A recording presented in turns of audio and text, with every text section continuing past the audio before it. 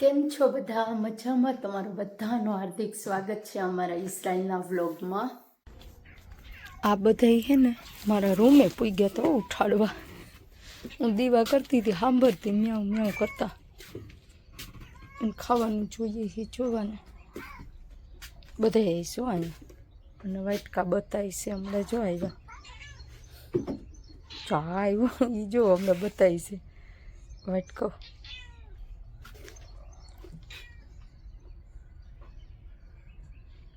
ચાર પાંચ છે હો, જો બતાવે ને એ આમ જ કરી રાખે. મને ખાવાનું દે આમાં એમ કે છે. હાલો દઈ દઈએ. જો આને અપાઈ ગયું, ખાઈ ગયા. અને વાં ઓલા ચાર ખાઈ ગયા. જો બતાવું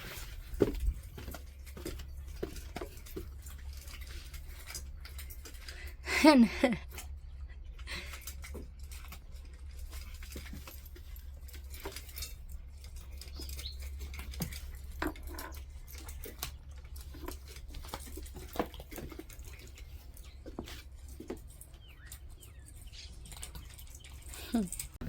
દીવા અગરબત્તી કરી લીધા.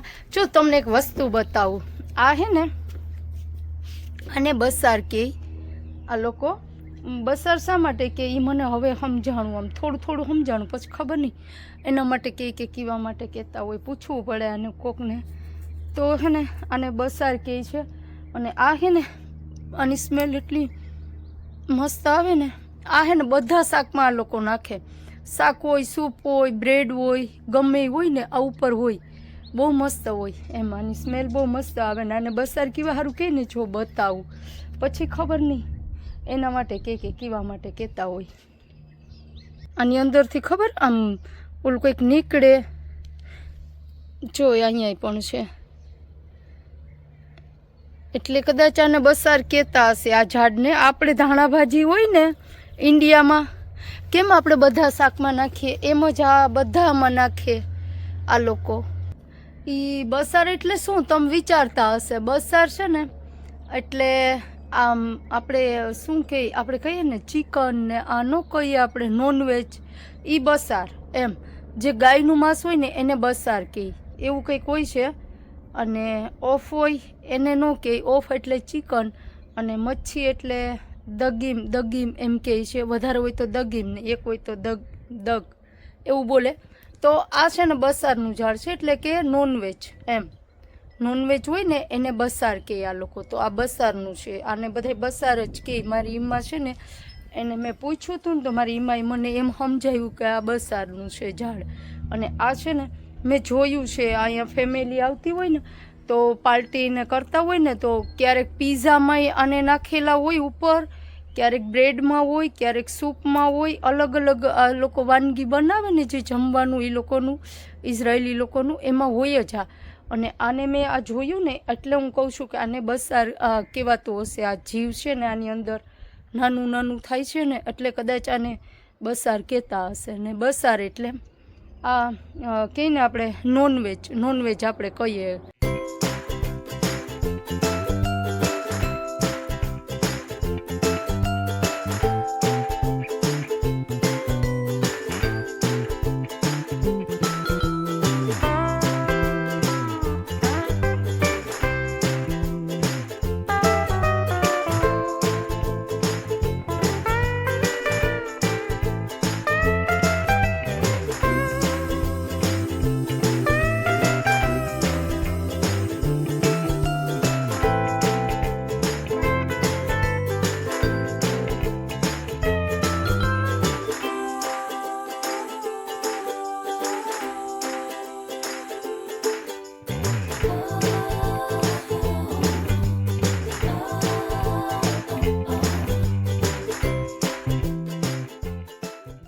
ચાલો તો હવે ઈમાને કોફી દઈ દઈએ. ઈમા જાગી ગયા છે. કોફી ઈમા. Wonderful. તો દારાબા. Thank you. હવે ઈમા નાસ્તો કરશે. મારે તો મંગળવાર છે. હવે ઈમા હારે ગપાટા મારી ઘડીક વાર બેસીને પછી કામ કરીશ. જો આ છે ને થેપલા મેં કાઢ્યા છે વાડીએ દેવા માટે ઓલા લોકોને. તો હાલો હું છે ને એને વાડીએ થેપલા દઈ આવું. અને આ છે ને જે બોક્સ આ મને યાદ આવ્યું ને એટલે મેં મારા રૂમેથી કાઢી લીધું છે. આ મને ગિફ્ટમાં આપ્યું છે મતાના. એ મતાના એટલે ગિફ્ટ કહેવાય એજન્સીએ. એવા 3 છે. જો મેં અહીંયા મૂકી દીધા છે, હું જ યુઝ કરું છું. હવે કાઢી લીધા મેં. આખો સેટ જ છે. જો આવ્યું હું આવી ને ત્યારે મને પહેલી ફેરા મળ્યું હતું ઇઝરાયલમાં. હું યુઝ કરું છું તો નથી કબાટમાં નથી. કોકની મદદ જોહે વાળીએ બોલાવા જોહે ફોન કરી. ભૈરો હે આખો કપડાનું પછી ક્યાંથી હટે યાર.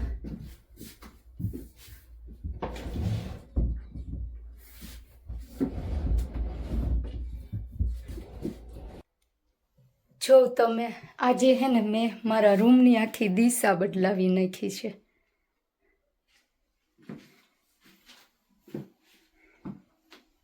આ છે ને કબાટ એ ક્યાં હતો? અહીંયા હતો. અને આ માતાજીની જે મેં સ્થાપના ક્યાં કરી હતી? અહીંયા કરી હતી. તો અહીંયા છે ને મારું હોવાનું હોય તો મારા આમ પગ હામાં થતા હતા. એટલે મેં વિચાર્યું કે આજે છે ને મારે બધું મંગળવાર છે ને તો સરસ મજાનું આખું, ભલે આમ થોડી ખાકડાઈ ભોગવવી પડે. જો હું તમને બતાવું મારા રૂમનો આ મારા આ કબાટનો દરવાજો ખુલતો નથી, બતાવું તમને. તો એ પણ એડજસ્ટ કર્યું. અહીં જગ્યા કેટલી રોઈ? આટલી જ રોઈ. તો એ પણ મેં છે ને હું કહું આટલું ખુલશે ને તો મારે જે કોઈ પણ કપડાં હાથે કંઈ પણ લેવાનું થાય ને આમાંથી એ હું અહીંથી લઈ લઈશ. બીજું શું, થોડુંક એડજસ્ટ કરવું પડે ને, કેમ કે જગ્યા બહુ હાકડી હતી. અને આરીસો અહીંયા જવા દીધો, આ બધી વસ્તુ આમાં જવા દીધી. અને મેં આમાં બેહાડ્યા હતા મોગલમાને સામેની સાઈડ. હવે મેં આ ટેબલ ખાલી કરી નાખ્યો. એમાં ખાલી આમ સ્પેશિયલ મોગલમાનું જ રાખ્યું. એ નીચે મારી બધી બુકો છે, એ બધું મારી સેલેરી ને પૈસાનું નાન તેને લખતી હોય. તો જો આ છે મારા રૂમની આખી દિશા. આ કપડાં છે ને એ હવે અહીંયા નહીં રાખું, કેમ કે અમારા પહેરેલ કપડાં હોય ને ધોવાના, તો હું એને અહીંયા સામે રાખીશ ને. હવે હું આરામથી સૂઈ જઈશ રાતે. ઓલું મને રાતે મનમાં વિચાર આવી રાખતા એમ કે મારા પગ છે ને મોગલમાના મોઢા આમ જ જતા હતા. આ રીતે હતું. અહીંયા આપણે સૂતા હોય એટલે પગ તો આમ જ જવાના છે. એટલે એવું છે. તો જો આજનું કેવું લાગ્યું તમને લોકોને મને કોમેન્ટમાં કહીજો. મારા રૂમનું આ બધું મેં જે બદલાવ્યું છે એ બધું. તો ચાલો હરી મારું ગાડું ક્યાં લઈ જાય.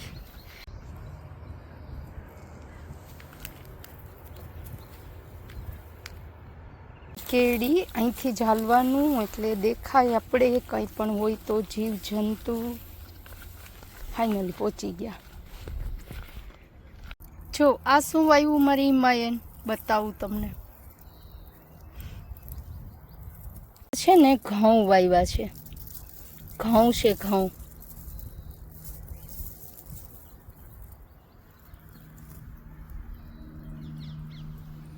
જો તો આ છે મારી ઈમાની ઘઉંની ખેતી ઇઝરાયલમાં. જો કેવા ઘઉં રૂપારા થયા હે. હું આવી હતી ને અહીંયા, આમાં ભેગા ફૂલે થયા હે. ઓલા મેં બતાવ્યા હતા ને રાષ્ટ્રીય ફૂલ, એ હું અહીંયા આવી હતી ને ત્યારે મેં બતાવ્યા હતા. તો મેં ઓલો શોર્ટ વિડીયો મૂક્યો ને ત્યારે મને બધા એમ કહેતા હતા કે આ છે ને ખડ છે, ખડ છે. આપણે તો ખબર નહોતી, કેમ કે મેં હે ને આપણે ઘઉંની ખેતી નહોતી જોઈ. મેં જોવામાં મૂક્યો જ છે મારો શોર્ટ વિડીયો.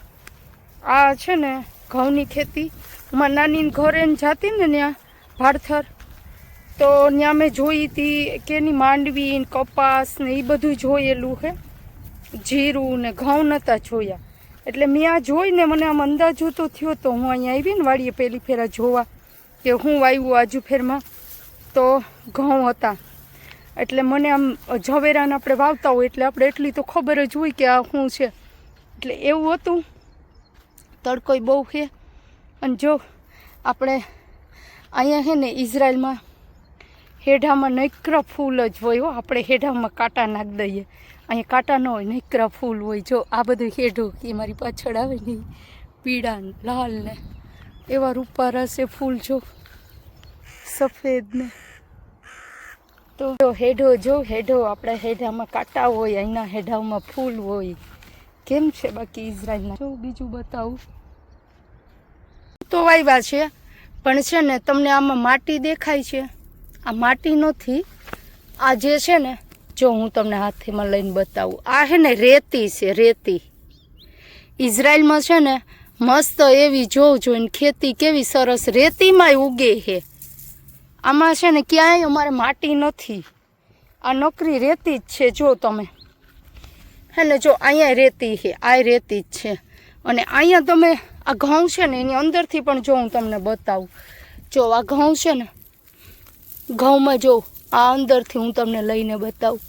જો આ હે ને નકરી રેતી છે, ઓલી પીળી રેતી આવે ને દરિયાની, નકરી રેતી છે, રેતીમાં ઉગે છે. બોલો, અહીં તમે ગમે એ વસ્તુ નાખી દો ને, ઘાએ ઘા ઉગે. ઇઝરાયલની ધરતીમાં શું જાદુ છે ને ભગવાને આપ્યું છે ને, કુદરતે, કેટલું મસ્ત ઘાએ ઘા ઉગી જાય. આપણે ગમે એ પછી નાખ્યું હોય અહીંયા વાવવા.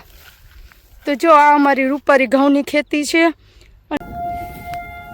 આ જે સાયરન વાગે છે ને એ સાયરન નથી, એટલે કે આમ છે સાયરન, પણ એ જે આ લોકો ઇઝરાયલના સોલ્જરો શહીદો થઈ ગયા છે ને એના માટે છે ને આજે એને સલામી આપશે, એટલે આ સાયરન એનું છે. આમાં નહીં ભાગવાનું, અમુક હોય અમારા સબાતનું અમુક ફેરા સાયરન વાગતું હોય, એટલે જોવાનું કયું સાયરન છે, પછી અંદર જવાનું એવું છે.